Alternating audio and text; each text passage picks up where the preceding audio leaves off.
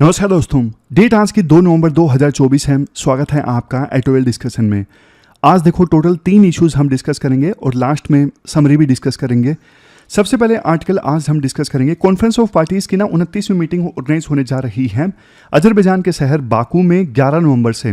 इस बार कई चीज़ों पर फोकस होगा। मेन तो फाइनेंस पे ज़्यादा फोकस होगा कि डेवलप कंट्रीज़ कमिट करें कि कब कब वो डेवलपिंग कंट्रीज़ को पैसे देंगे जो उन्होंने पहले टारगेट रखा था।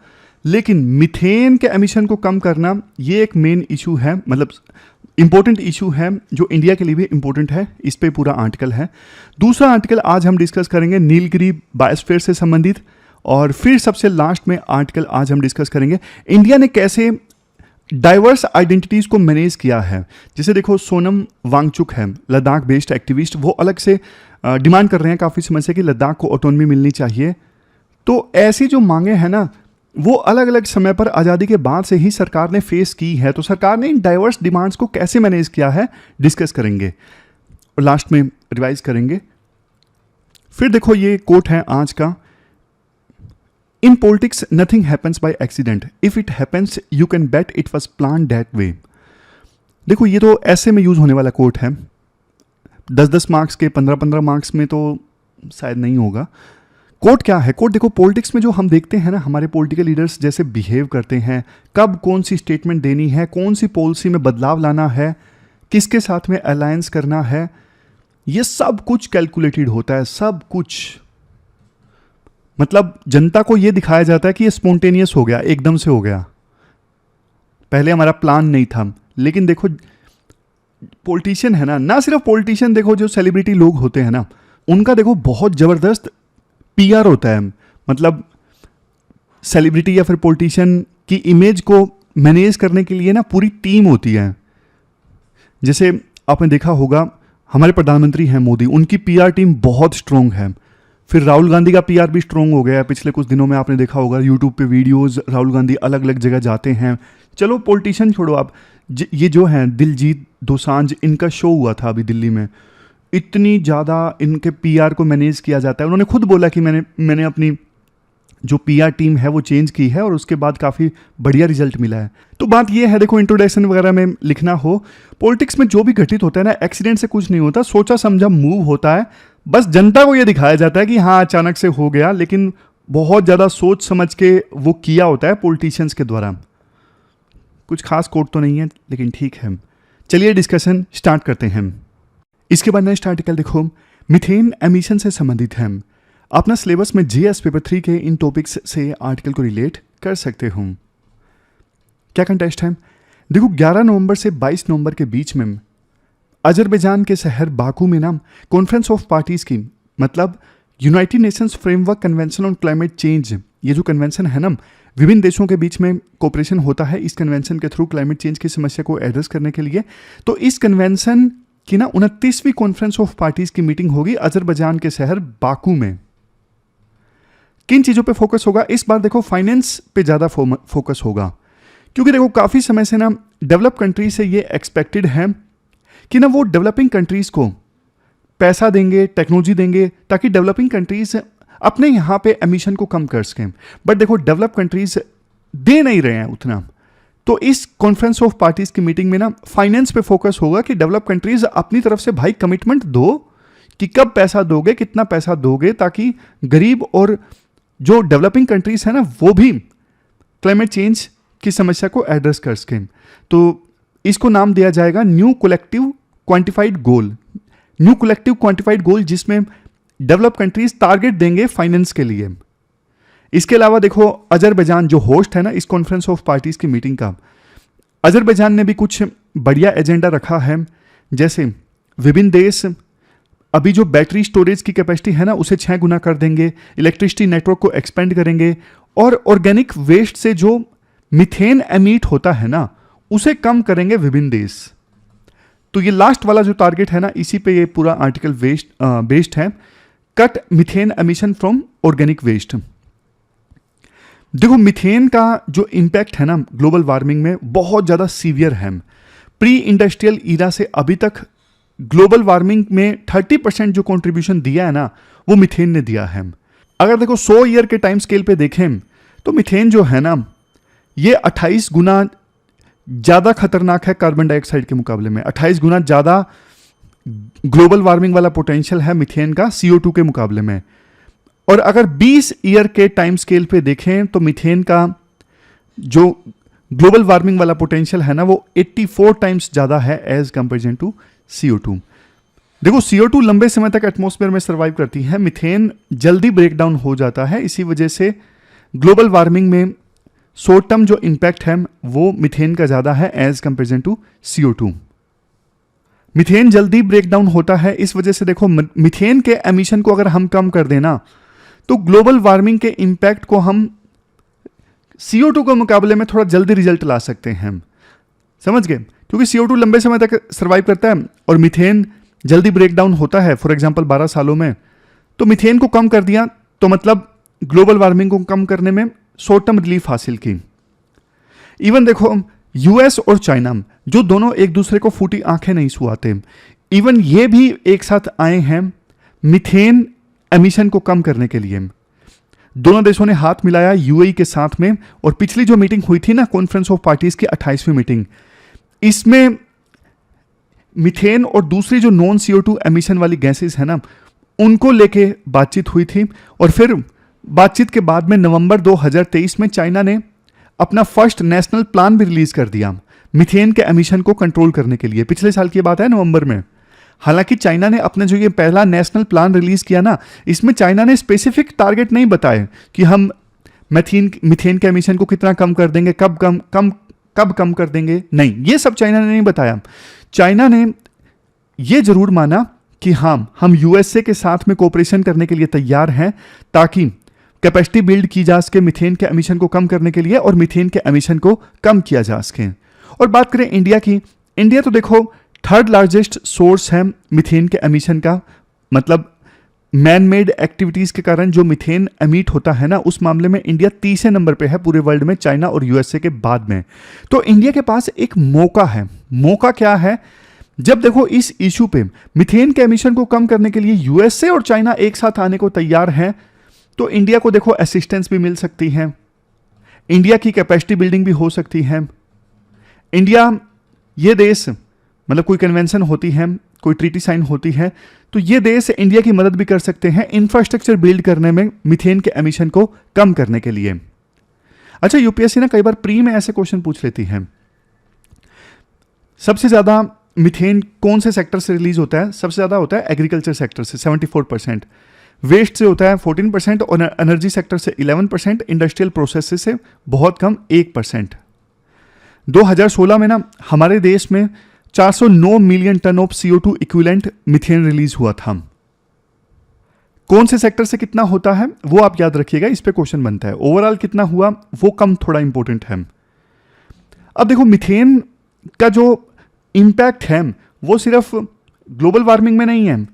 जैसे आपको एग्जांपल देता हूं, दिल्ली में ना भालसवा डंप साइट है जहां पे कूड़े का पहाड़ बना हुआ है, वहां पे ना आग लग गई थी। 2 हफ्ते तक ये आग चलती रही और आसपास के एरियाज में ना पार्टिकुलेट मैटर की जो कॉन्सेंट्रेशन थी ना, वो बेस लेवल से 30% से लेकर 70% इंक्रीज हो गई, और एयर क्वालिटी आसपास के एयर क्वालिटी मॉनिटरिंग स्टेशंस में ना बहुत ज़्यादा खराब हो गई।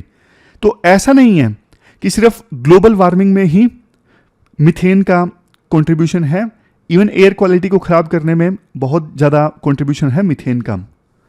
लेकिन इंडिया, जानते हो एक चीज़, इंडिया थोड़ा हेजिटेंट है। इंडिया ना मीथेन के एमिशन को कम करने के लिए टारगेट लेने को तैयार नहीं है। वैसे एक टारगेट चल रहा है, पिछली बार ये टारगेट निकल के आया था कि मीथेन के एमिशन को 2030 आते आते 30% कम करना, बट इंडिया ये टारगेट लेने को तैयार नहीं है। इंडिया अगर ये टारगेट लेता है ना, तो फिर एग्रीकल्चर सेक्टर में कुछ ना कुछ इंडिया को करना पड़ेगा। राइस कल्टीवेशन से मीथेन रिलीज होता है, वहां पे भी कुछ रिस्ट्रिक्शन लगानी पड़ेंगी। सबसे ज़्यादा तो मीथेन एग्रीकल्चर सेक्टर से ही एमिट होता है ना, और हमारे देश में आपको पता है एग्रीकल्चर सेक्टर कितने लोगों को रोजगार देता है। तो इसलिए सरकार थोड़ा हेजिटेंट है कि यार एग्रीकल्चर सेक्टर में छेड़छाड़ नहीं करते हैं मीथेन के एमिशन को कम करने के लिए, अदरवाइज दिक्कत हो जाएगी। और यहीं पे फिर देखो US और चाइना के बीच में जो कोऑपरेशन हो रहा है ना, दोनों का फोकस है मीथेन पे। यहां पे इन दोनों की हेल्प इंडिया ले सकता है, कम से कम दूसरे सेक्टर से मिथेन के एमिशन को रोकने के लिए, जैसे वेस्ट मैनेजमेंट, 14% वेस्ट, तो 14% मिथेन तो वेस्ट से भी एमिट होता है ना, तो वेस्ट को कैसे मैनेज किया जाए, यहां पे इंडिया यूएस चाइना की हेल्प ले सकता है। फिर इसके बाद राइटर बताते हैं, देखो इंडिया के ऑलरेडी कुछ इनिशिएटिव्स हैं अच्छे अच्छे मिथेन के एमिशन को कम करने के लिए, डायरेक्टली इनडायरेक्टली। इंडिया में रेगुलेटरी फ्रेमवर्क तो देखो मजबूत है, बट दिक्कत यह है लोकल कैपेसिटी थोड़ी वीक है, मतलब इंप्लीमेंटेशन थोड़ा स्लो है, जो हर बार हम घिसा पिटा पॉइंट डिस्कस करते हैं। इंडिया के कुछ अच्छे इनिशिएटिव्स की बात की जाती है जिनको आप एज ए केस स्टडी दे सकते हो आंसर्स में। जैसे देखो इंदौर शहर में ना, मध्य प्रदेश का इंदौर शहर, इस शहर ने ना महारत हासिल कर ली है ऑर्गेनिक वेस्ट को इनऑर्गेनिक वेस्ट से अलग करने में, ताकि ऑर्गेनिक वेस्ट का इस्तेमाल किया जा सके बड़े बड़े बायोमिथेन प्लांट में, और इससे फ्यूल जनरेट हो और उस फ्यूल को बसेस में इस्तेमाल किया जा सके। तो ये इंदौर का एग्जांपल आप दे सकते हो। फिर देखो सरकार की एक स्कीम है गोबरधन, पूरा नाम है galvanising organic bio agro resource धन, गोबरधन। इसमें क्या है, देखो जो कैटल वेस्ट होता है ना, उसके यूटिलाइजेशन को इंसेंटिवाइज किया जाता है ताकि कैटल वेस्ट से फ्यूल जनरेट हो और विलेजेस में क्लीन एनर्जी का इस्तेमाल हो। फिर देखो स्वच्छ भारत मिशन अर्बन 2.0 प्रोग्राम है ताकि सॉलिड वेस्ट मैनेजमेंट को इंप्रूव किया जा सके। ये सारे पॉइंट लिखिएगा मिथेन को कंट्रोल करने के लिए, चाहे डायरेक्टली हैं या फिर इनडायरेक्टली हैं। इसके अलावा national mission for sustainable agriculture है, इसमें भी ऐसी सस्टेनेबल प्रैक्टिसेस इस्तेमाल की जाती है ताकि जो मिथेन का प्रोडक्शन है वो कम हो। जैसे राइस कल्टीवेशन में नई टेक्निक्स का इस्तेमाल करना, ऐसी टेक्निक्स का इस्तेमाल करना जिसमें मिथेन एमिशन कम होता है। इसके अलावा नेशनल लाइव स्टॉक मिशन भी है, जिसमें देखो ग्रीन फोडर प्रोडक्शन को प्रमोट किया जाता है और कुछ दूसरी प्रैक्टिसेस को प्रमोट किया जाता है ताकि लाइव स्टॉक से भी मिथेन का एमिशन कम से कम हो। कुल मिलाकर देखो ये सारे एग्जाम्पल्स आप दे सकते हो। और एक चीज देखो राइटर बताते हैं कि हमारे देश में ना डेटा की बहुत दिक्कत है। सैटेलाइट से जो डेटा इकट्ठा किया जाता है मिथेन एमिशन संबंधित वो कुछ अलग बताता है, और ग्राउंड लेवल पे जो डेटा दिया जाता है वो कुछ अलग बताता है। तो सबसे पहले हमें ना डेटा ठीक करना पड़ेगा, एमिशन कैसा हो रहा है, कितना हो रहा है, कहाँ से हो रहा है। लास्ट में कंक्लूजन में देखो ये बोला जाता है, देखो ये जो कॉन्फ्रेंस ऑफ पार्टीज की 29th मीटिंग होगी ना, इसमें मिथेन में भी साइड इशू हो, लेकिन इंडिया के लिए बहुत बड़ी अपॉर्चुनिटी है कि इंडिया मिथेन एमिशन के एफर्ट्स को कैसे तेज कर सकता है। इंडिया ने देखो इतनी सारी जो हमने स्कीम्स और इनिशिएटिव डिस्कस किए, इनकी सहायता से ग्राउंड वर्क कर दिया है। अब देखो आवश्यकता है इंडिया थोड़ा लीड ले, और यूएस चाइना में भी कोऑपरेशन हो रहा है, कॉन्फ्रेंस ऑफ पार्टीज की मीटिंग में डिस्कशन होगा, तो उस चीज़ का इंडिया फ़ायदा उठाए, इंटरनेशनल सपोर्ट हासिल करने में, फाइनेंसिंग में, कैपेसिटी बिल्डिंग में, टेक्निकल असिस्टेंस हासिल करने में इंडिया थोड़ा एग्रेसिव रहे। तो ये पूरा आर्टिकल हमने डिस्कस किया, चलते हैं आगे। इसके बाद नेक्स्ट आर्टिकल देखो नीलगिरीज से संबंधित है। देखो नीलगिरीज पे यूपीएससी मेंस में सीधा क्वेश्चन पूछेगी, इसकी संभावना बहुत कम है। मतलब अभी तक यूपीएससी ने किसी नेशनल पार्क से संबंधित सीधे क्वेश्चन नहीं पूछे हैं, बट इस आर्टिकल में ना बहुत सारे ऐसे पॉइंट्स हैं जिनको आप इस्तेमाल कर सकते हो केस स्टडी के तौर पे, आंसर राइटिंग में, और प्री में भी क्वेश्चन पूछे जा सकते हैं। कुछ ऐसे पॉइंट्स हैं इस आर्टिकल में हम डिस्कस करेंगे। आप सिलेबस में ना जीएस पेपर 3 के इन टॉपिक्स से आर्टिकल को रिलेट कर सकते हो। नीलगिरी बायोस्फीयर, ये देखो हमारे देश में ना फर्स्ट यूनेस्को डिक्लेयर्ड बायोस्फीयर है। टोटल देखो 5500 स्क्वायर किलोमीटर में फैला हुआ है, 3 राज्यों में, कर्नाटक, केरला, तमिलनाडु। एक बार मैं आपको लोकेशन भी दिखा देता हूं। ये देखो, ये है नीलगिरी बायोस्फीयर, पहला यूनेस्को डेजिनेटेड बायोस्फीयर भारत में। इस पे बहुत क्वेश्चन यूपीएससी ने प्री में पूछे हैं। एक तरफ देखो डोडा बेटा है जिसकी हाइट जो है 2637 है, और दूसरी तरफ मोयर गोर्ज है यहाँ पे जिसकी डेप्थ 260 मीटर है। तो मतलब कहीं पे इतनी ज़्यादा हाइट, कहीं पे इतनी ज़्यादा डेप्थ, काफ़ी रिच बायोडाइवर्सिटी है नीलगिरी बायोस्फीयर में। बहुत सारा फ्लोरा एंड फोना ऐसा है नीलगिरी बायोस्फीयर में जो कहीं पे भी नहीं मिलता। जैसे देखो एक है बियोल्पिस नर्वोसा प्लांट, ये ना यहाँ पे इरूला ट्राइब के लोगों के द्वारा इस्तेमाल किया जाता है, एक मेडिसिनल प्लांट है। क्या नाम है? बियोल्पिस नर्वोसा प्लांट। अब ऐसे फैक्ट पकड़ के यूपीएससी प्री में क्वेश्चन पूछ लेती है। इसके अलावा देखो नीलगिरी चिलापन है और स्टार आइड बुश फ्रोग है। मतलब ये यहीं पे मिलते हैं और कहीं पे नहीं मिलते हैं। देखो राइटर बोलते हैं पिछले कुछ समय में ना ह्यूमन एक्टिविटीज नीलगिरी बायोस्फीयर में ना काफ़ी ज़्यादा बढ़ गई हैं।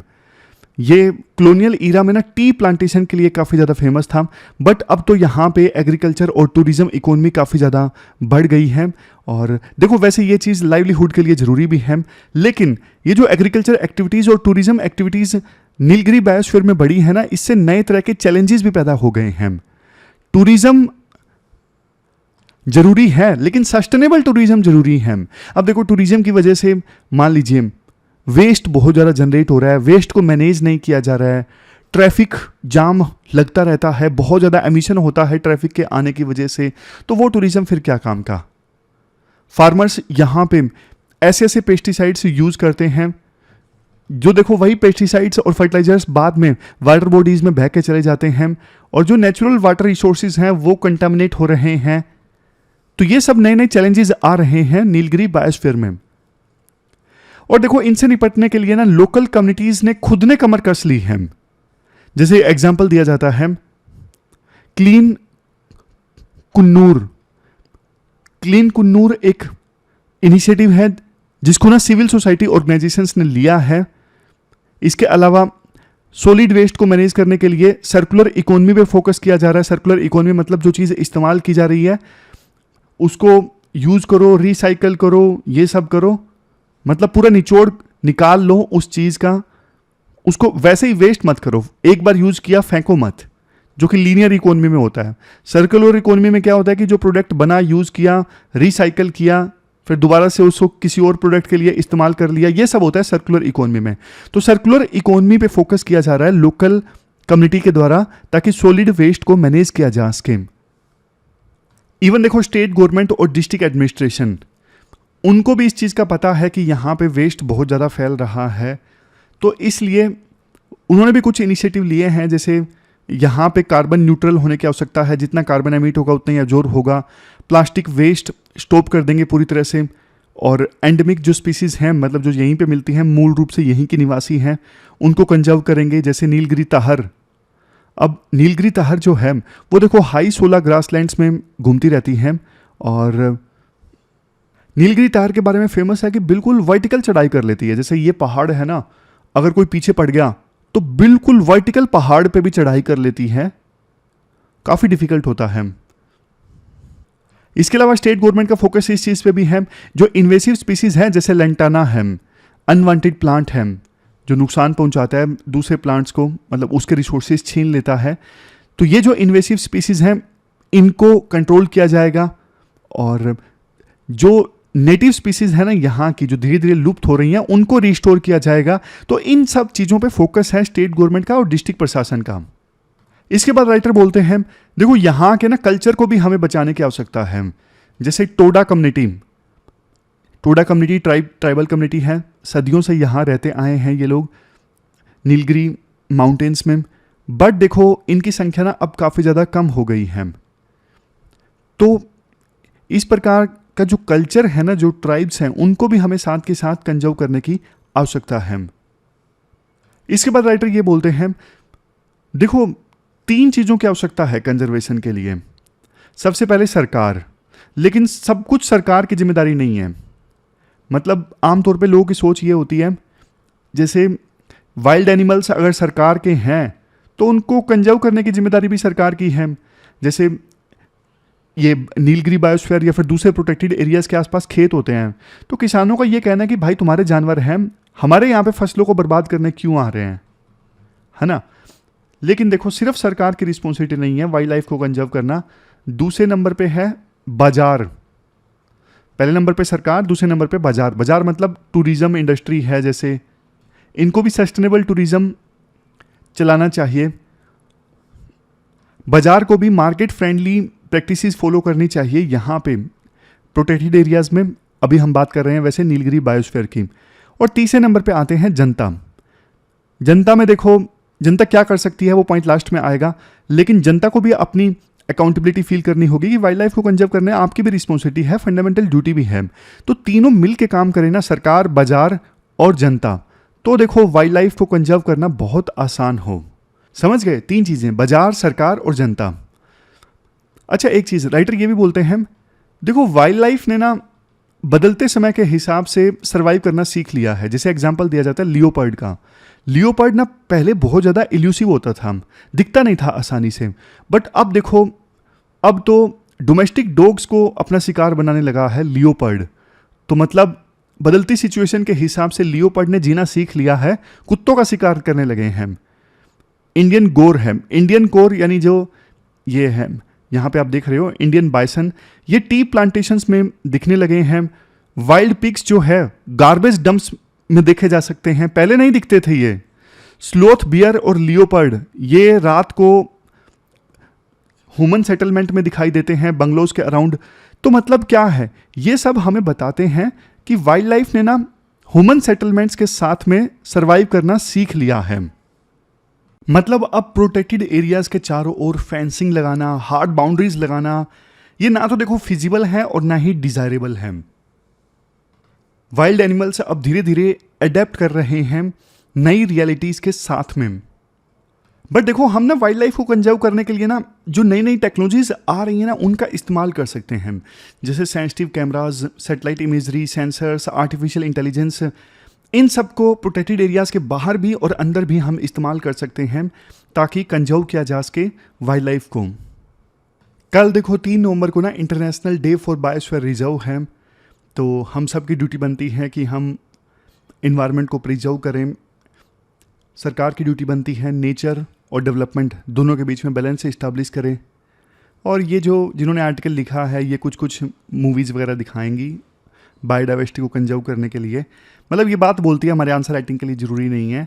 ये कहते हैं कि देखो, हमारे एंसेस्टर्स ना रोक आर्ट पेंटिंग्स बनाते थे ताकि स्टोरी दिखाई जा सके कम्युनिटी से संबंधित। तो आज देखो, आज इस प्रकार की पेंटिंग नहीं चलती है, उसकी जगह ले ली है कैमरा ने। तो हम भी एक स्टोरी दिखाने जा रहे हैं बायोस्फीयर को प्रिजर्व करने के लिए। तो ये सब चीज़ें हमारे एग्जाम के लिए इंपॉर्टेंट नहीं है। इसके बाद नेक्स्ट आर्टिकल इंडियन एक्सप्रेस का है, इंडिया की अप्रोच अलग अलग डाइवर्स आइडेंटिटीज़ को मैनेज करने की। आपने सिलेबस में जीएस पेपर 1 के इस टॉपिक से आर्टिकल को रिलेट कर सकते हो। क्या कंटेस्ट है, देखो 21 अक्टूबर को ना सोनम वांगचुक ने अपना जो इनडेफिनेट फास्ट था ना, आमरण अनशन, उसका एंड किया। क्योंकि union ministry of home affair ने ना उनको बोला, एक लेटर दिया कि हाँ ठीक है, हम फ्यूचर डिस्कशन करेंगे कि जो यूनियन टेरिटरी है लद्दाख, इसको कैसे फर्दर पावर दी जानी है, 6 शेड्यूल में डालना है नहीं डालना है, हम इस पर फर्दर डिस्कशन करेंगे। मतलब लद्दाख जो है काफ़ी समय से देखो ज़्यादा ऑटोनॉमी की मांग कर रहा है, और ये एक एग्जाम्पल है रीजनलिज्म का। पास्ट में इंडिया ने ऐसी डिमांड्स को कैसे मैनेज किया है। आपने देखो कई बार नोटिस किया होगा कि लोग ना अपनी स्टेट या फिर रीजन को लेके ना काफ़ी बार बहुत पैशनेट होते हैं। जैसे महाराष्ट्र में मराठी प्राइड, तमिलनाडु में तमिल आइडेंटिटी या फिर तमिल लैंग्वेज, नॉर्थ ईस्ट में ट्राइबल आइडेंटिटी, इन सब के प्रति ना बहुत ज़्यादा पैशन देखने को मिलता है। और यही है रीजनलिज्म का बेसिक कंसेप्ट।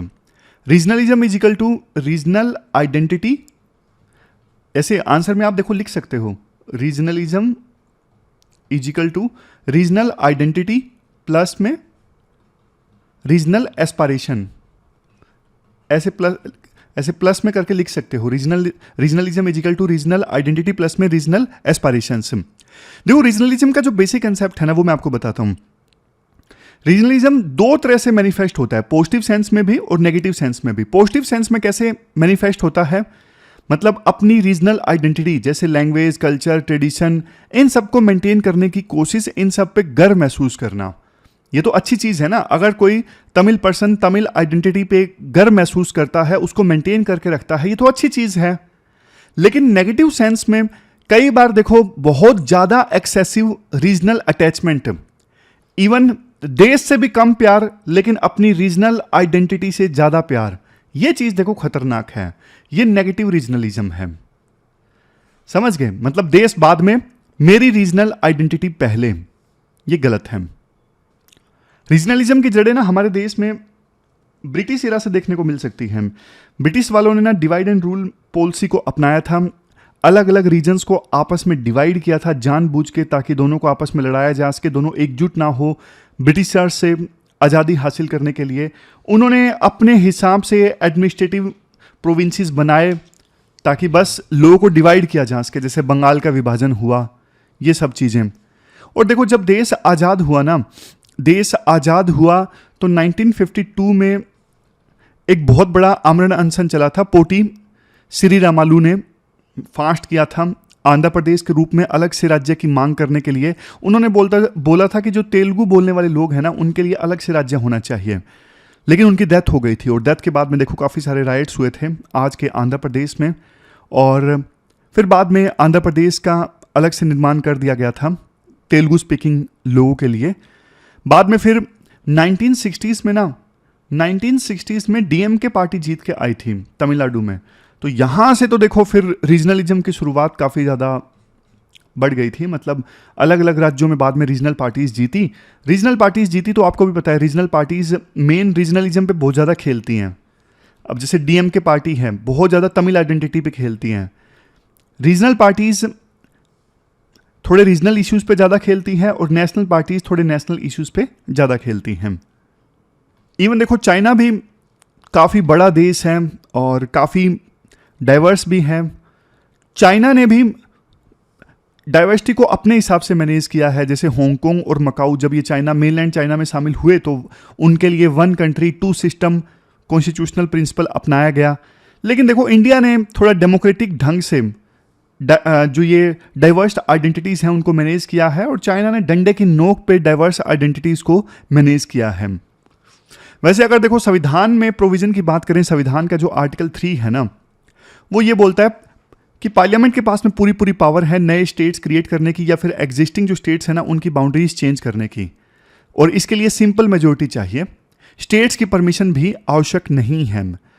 तो आर्टिकल 3 मतलब फ्लेक्सिबिलिटी ऑफ स्टेट फॉर्मेशन। अब देखो रीजनलिज्म भी ना काफ़ी तरह का होता है। जैसे मैं आपको एग्जाम्पल देता हूँ, एक रीजनलिज्म होता है सिसेशनिज्म। ये तो देखो किसी भी प्रकार से सरकार को स्वीकार ही नहीं होता। सिसेशनिज्म मतलब हमें इंडिया से अलग होना है, हमें अलग से देश बनाना है, जैसे खालिस्तान है। ये तो सरकार कभी स्वीकार ही नहीं करती। कोई यूं मांग करे कि हाँ भाई अलग से देश बना दो आप, या फिर उसकी डिमांड करो, नहीं, ये सरकार को स्वीकार्य नहीं होता है। एक होता है सेपरेटिज्म। सेपरेटिज्म मतलब हमें अलग से ना राज्य बनाना है, जैसे बोडोलैंड मूवमेंट है असम में। फिर है स्टेट ऑटोनमी वाली मूवमेंट। स्टेट ऑटोनमी मतलब हमें आप ज़्यादा पावर दीजिए, जो लद्दाख में चल रही है अभी, या फिर दिल्ली में है। दिल्ली सरकार ज़्यादा पावर मांगती रहती है, ज़्यादा ऑटोनमी दो।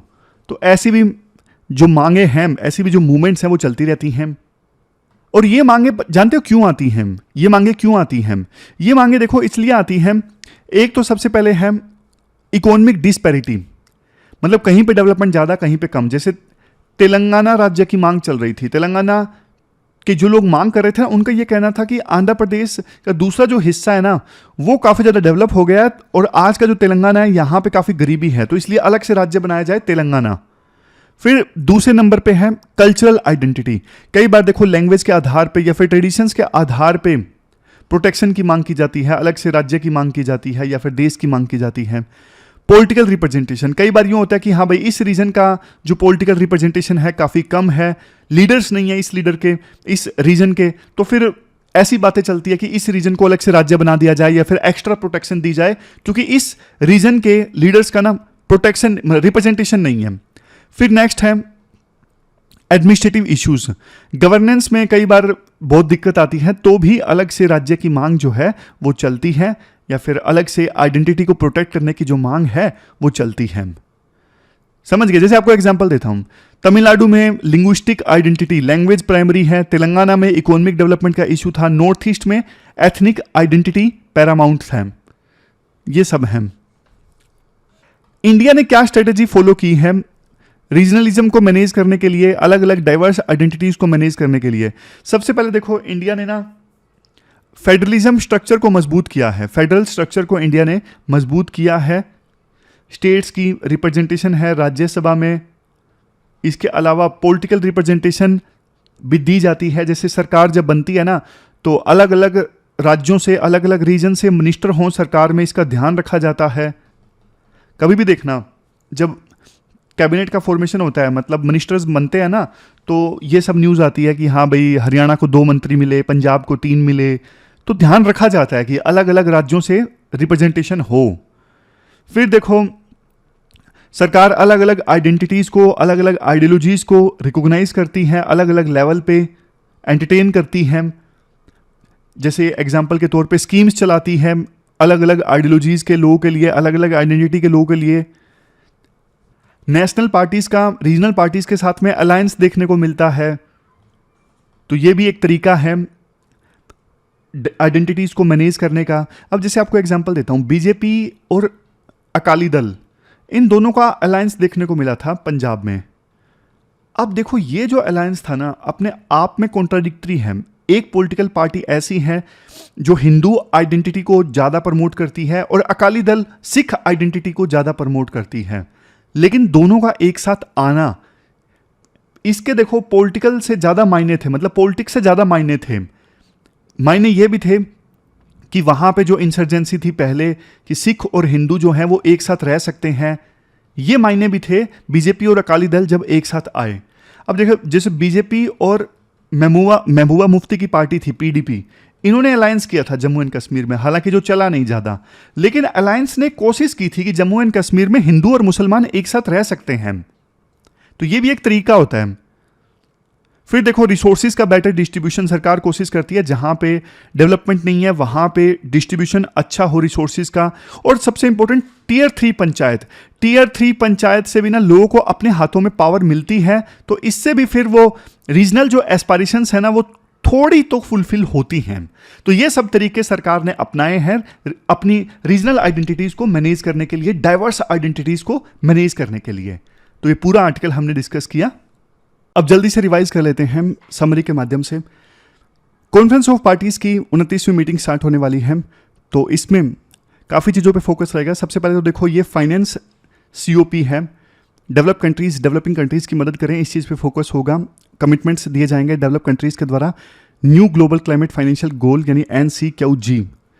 अजरबैजान ने भी 3 इश्यूज रखे, जैसे बैटरी स्टोरेज कैपेसिटी को 6 गुना करना, इलेक्ट्रिसिटी नेटवर्क को एक्सपेंड करना और मीथेन एमिशन को कम करना। मीथेन एमिशन देखो 30% कंट्रीब्यूशन के लिए रिस्पॉन्सिबल है ग्लोबल वार्मिंग में। CO2 से 28 गुना ज़्यादा पोटेंशियल है 100 ईयर टाइम स्केल पे, और 84 टाइम्स ज़्यादा पोटेंशियल है 20 ईयर टाइम स्केल पे।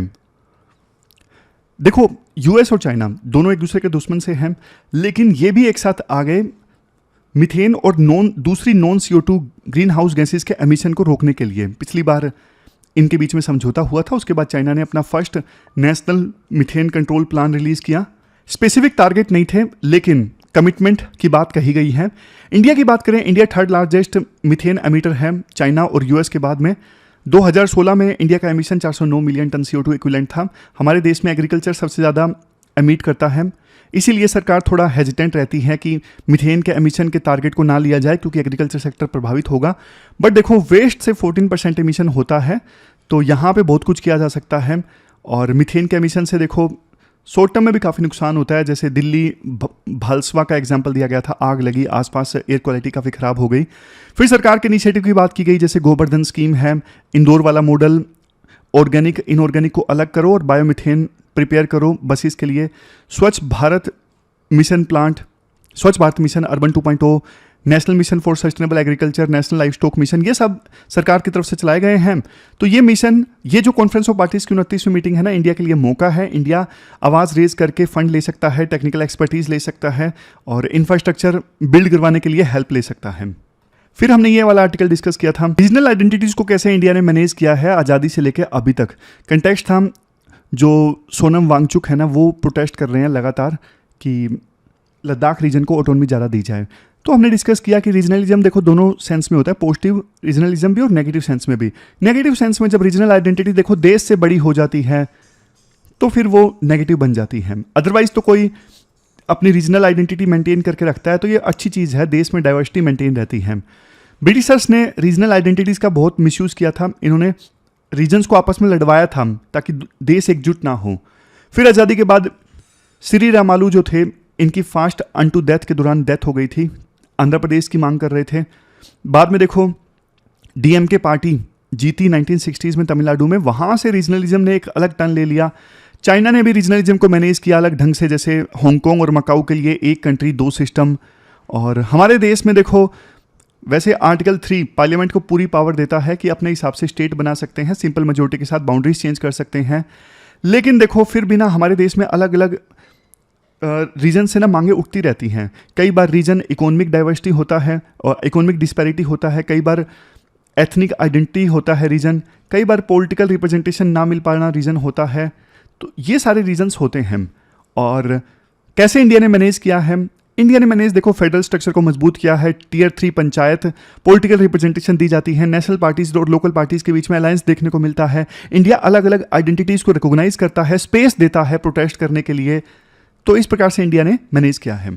फिर देखो नीलगिरी वाला आर्टिकल तो सिंपल था। नीलगिरी आर्टिकल में हमने देखा 5500 स्क्वायर किलोमीटर में फैला हुआ है नीलगिरी, 3 राज्यों में, कर्नाटक, केरला, तमिलनाडु, और अलग अलग डाइवर्सिटी है। डोडा बेटा है, हाइट 2637, और मोयर गोर्ज हाइट डेप्थ जो है 260 मीटर। फ्लोरा एंड फोना काफ़ी ज़्यादा रिच है यहाँ पे, बहुत सारा ऐसा फ्लोरा एंड फोना है जो यहाँ पे मिलता है, सिर्फ और कहीं पे नहीं मिलता है। एग्जाम्पल भी दिया गया जैसे ब्यूलोप्सी, नर्वोसा, और इसके बाद में फोना नीलगिरी, चिलापन और स्टार आइड बुश फ्रॉग, ये सब। फिर हमने ये डिस्कस किया कि देखो कुछ एक्टिविटीज़ यहाँ पे ना बड़ी हैं, जैसे टूरिज्म, एग्रीकल्चर, इससे काफ़ी नुकसान हो रहा है। टूरिज्म से एमिशन फैलता है, एग्रीकल्चर से पेस्टिसाइड से निकलने वाला जो केमिकल्स है वो एक्यूमुलेट होता है वाटर बॉडीज़ में। तो सिविल सोसाइटी ऑर्गेनाइजेशन ने सिचुएशन अपने हाथ में ली, क्लीन कुन्नूर इनिशिएटिव चलाया गया, सर्कुलर इकोनॉमी पे फोकस किया गया।